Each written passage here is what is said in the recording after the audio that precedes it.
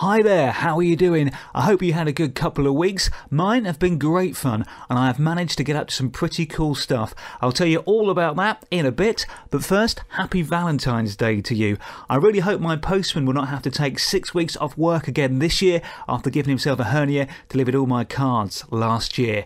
To be honest, I've never really celebrated it much myself. Surely you should show love and appreciation every day of the year and not just once every 365 days. That said, a lot of my friends seem to make an effort as pretty much all of their firstborn children arrived in November.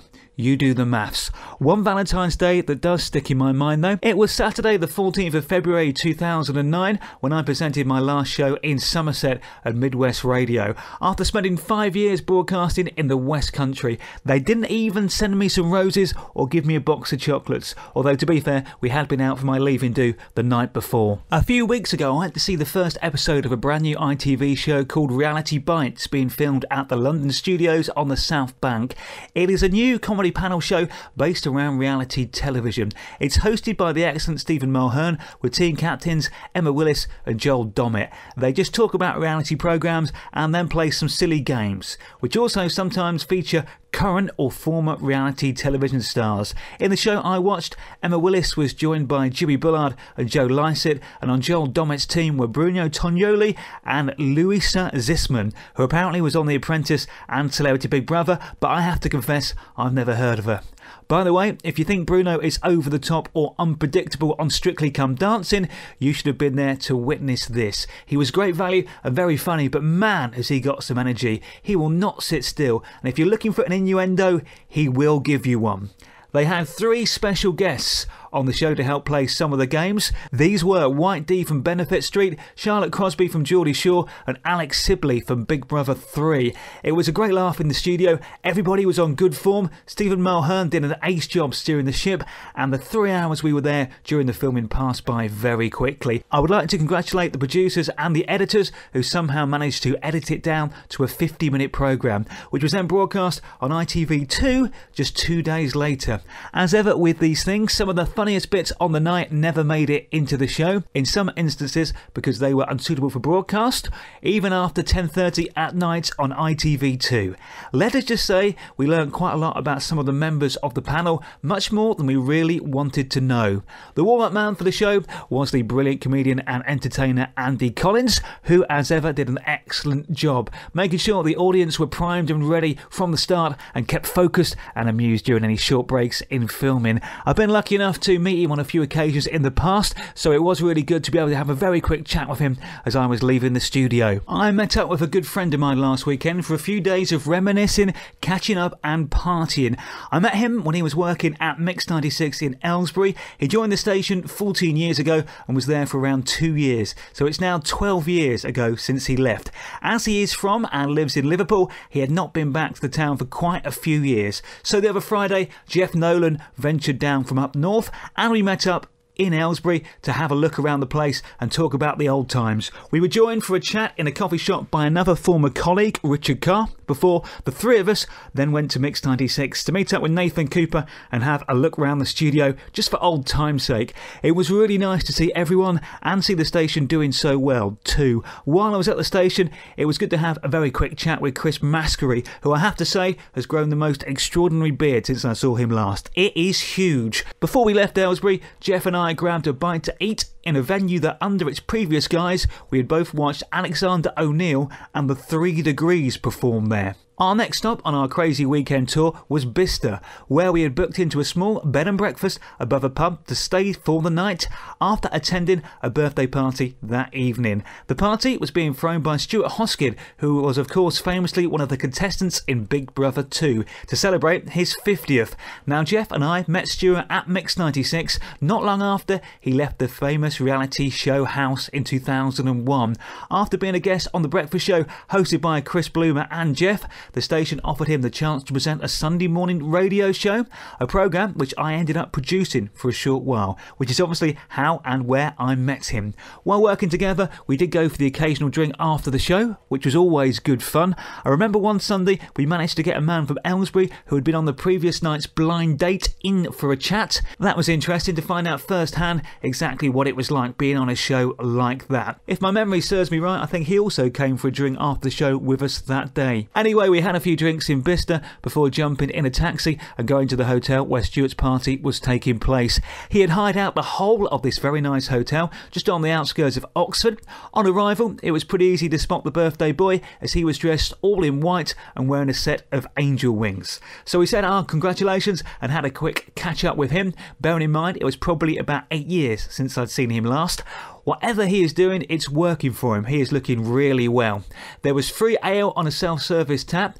It would appear Jeff is better at drinking it rather than pouring it, as he managed to lose about a pint of it on the floor because he couldn't turn the nozzle off. I did think about just laying under it Homer Simpson style, but then I thought this might look a little bit uncouth. The entertainment was fantastic. There was a magician who was walking around doing some table magic and card tricks, but the main attraction was a band who were called Rocky Okie. And yes, you've guessed it, they are a live, brilliant band who play while you sing in a karaoke style. If you're a big fan of Chris Moores, you might just remember that he had a big tour with this band around the whole country. We managed to have a chat with one of the band and they have done some pretty cool stuff, it's fair to say.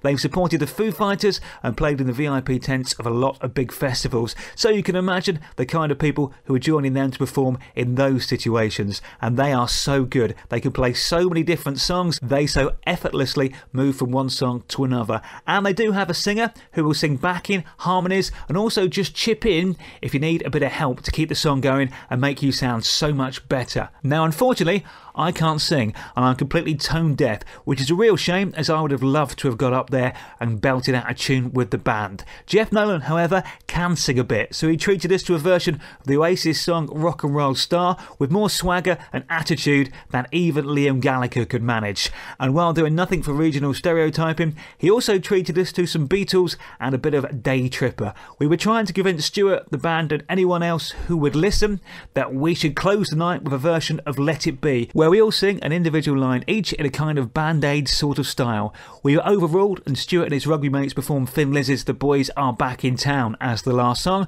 which on reflection seems fair and makes sense. It was a great night, the venue was lovely, the guests so friendly and the entertainment top quality. So thanks very much to Stuart Hoskin for letting us join in the celebrations, and a slightly belated happy 50th birthday to you, sir. The day after the party, Jeff and I were up early and back on the road to Liverpool. We left Bicester with the plan to stop at the next McDonald's we saw and have a little bit of breakfast.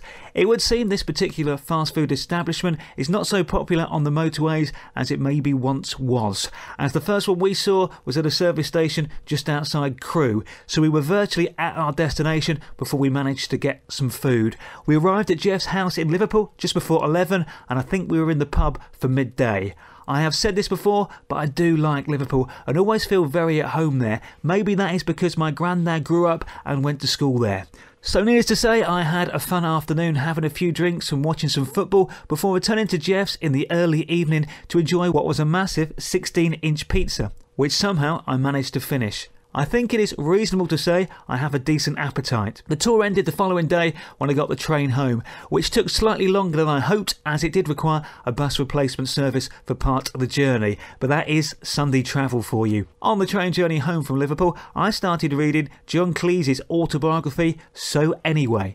As you would expect from a man so clever and intelligent as him, it is brilliantly written in a very informative and entertaining way. He does go into quite a bit of detail about his early life, explaining it in such a way that you really get a flavour of what it was like being him at that point in his life. I have only read the first 6 chapters.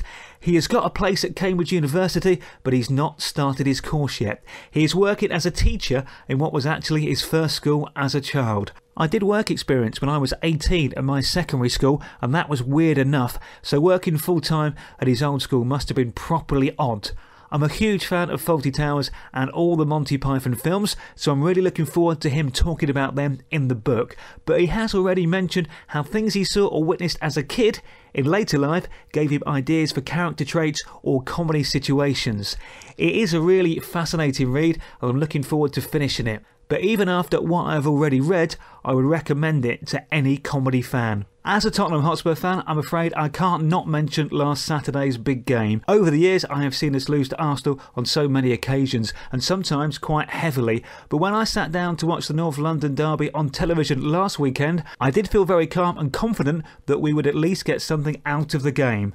Well done to the whole team. I thought everybody was fantastic and it was a truly great performance. Watching any Spurs game is always a roller coaster of emotions, and this one was no different. I would like to apologise to my neighbours for the shouting and screaming after Harry Kane's equaliser and then again after his second, a brilliant header that won us the game. I have pretty much only just got my voice back. Great day for the team. I have to admit I was buzzing all week after that victory. Now I just hope we can get our first trophy since 2008 by beating Chelsea at Wembley Stadium on Sunday 1st of March in the Capital One Cup final. Have fun and we will catch up again in a couple of weeks. Cheers, Neil.